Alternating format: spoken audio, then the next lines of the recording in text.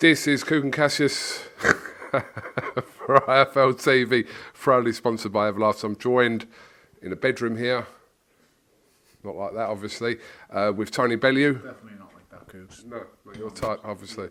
How are you, mate, first of all? I'm sound, lad. I'm cracking on. How's things? I feel, yeah, all good.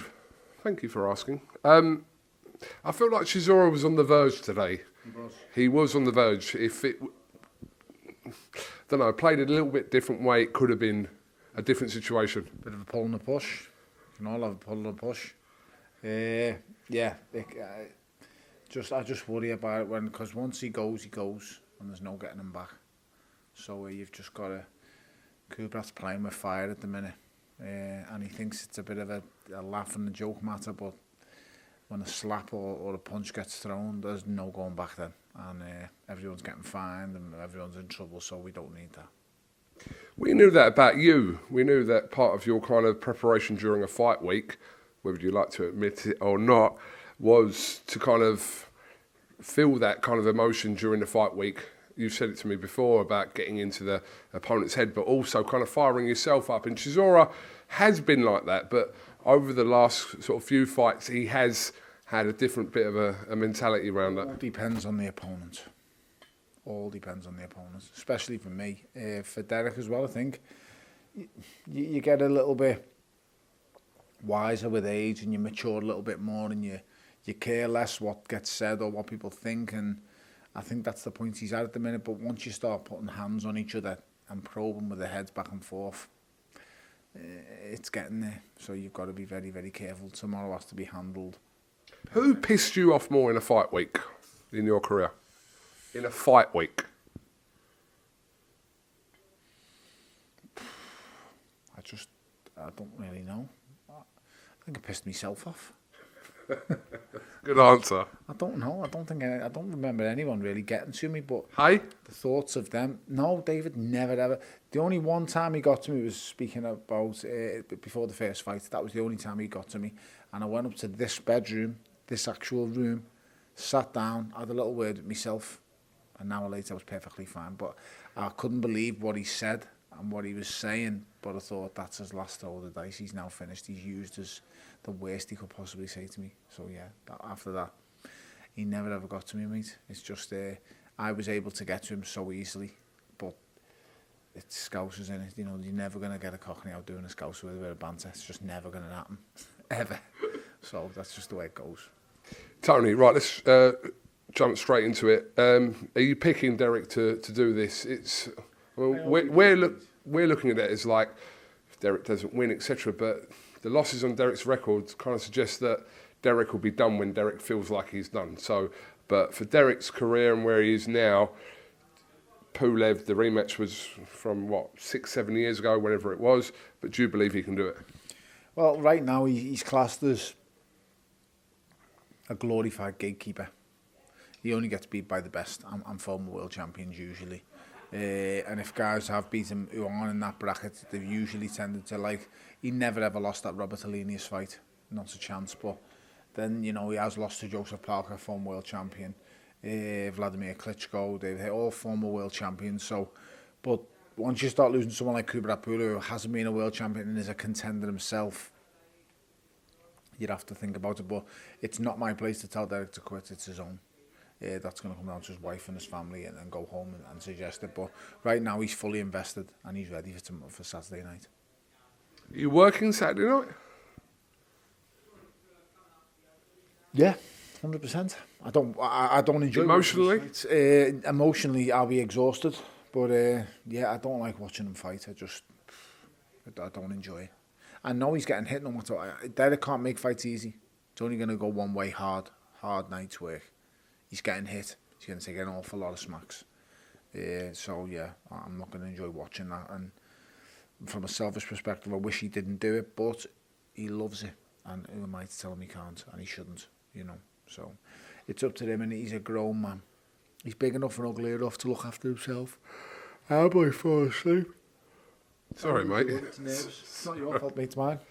All right, a couple of quick things before we finish. Tyson Fury wants 500 million to come out of retirement. Might as well ask for 5 billion. What? Might as well fucking ask for 5 billion while he's there. It's like when Semi contacts back home and coming to America, and he goes, "I'm just going to ask for the cool couple of 100,000." He goes, "Why just ask for a couple of mil?" It's the exact same thing. Just Wi-Fi. Is that not too much? Nah. Why not just go for the whole lot? You know what I mean? Fucking hell. Listen, he's a box office draw. He's huge and he's massive, and good luck to him. Tony, Eddie Hearn believes that Tyson Fury just point blank does not want to fight Alexander Usyk. He says that if Joshua wins that fight he believes will get made. We'll see, but he thinks that obviously if Usyk wins, he doesn't believe that Tyson Fury wants that fight with Alexander Usyk. What's your thoughts on that? I don't fucking blame him. No, but that's what Eddie Hearn's saying, not what Tyson Fury's saying, but what Eddie Hearn's saying. That's Eddie's opinion. As I said, we're all entitled to opinions. We've all got opinions, and we've all got arseholes. No one cares.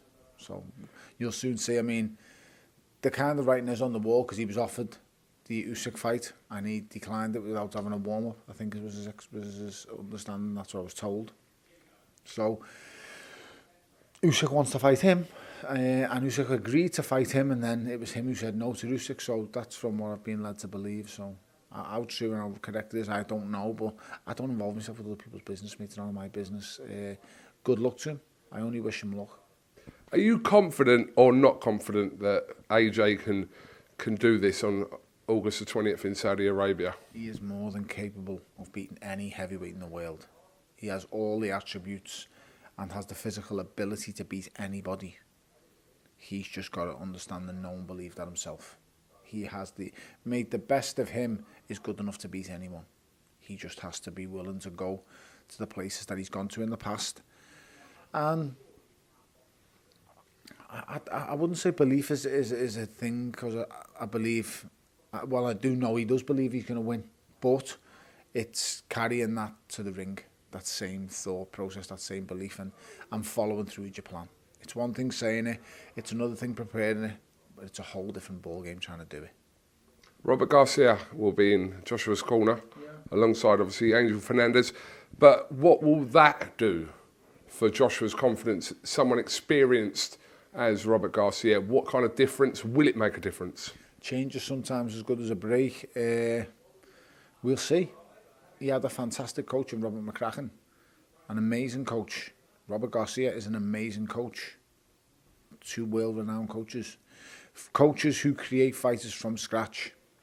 Not get given gifts or not hired guns and come in and make adjustments. Just two great trainers. So it's not about the trainers, KUGAN. It's about him. And it's about what's going on in his mind and his mindset. When he's walking to that ring, it's what's going on in his mind. It's what's going through his thoughts. What's he planning? What's he doing? How does he foresee it going? That's the big one. How does he foresee it going in his mind? And he's got to go out there and get the job done.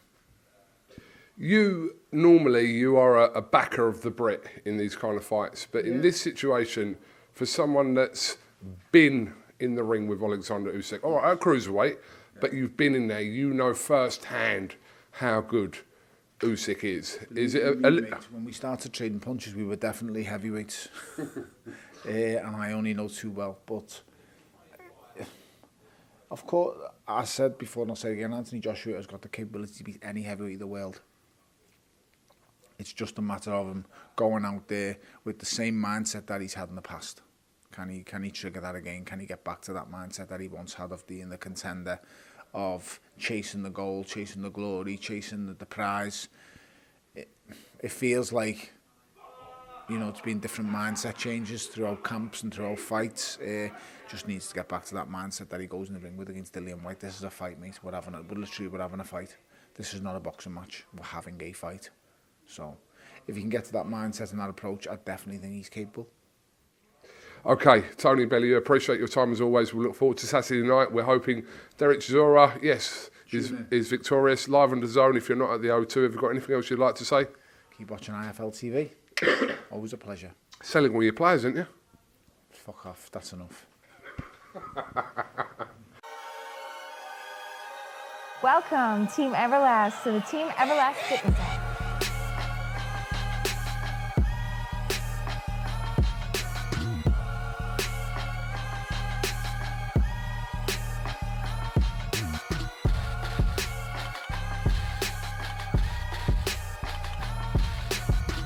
Download the Everlast Fitness app and find your greatness within.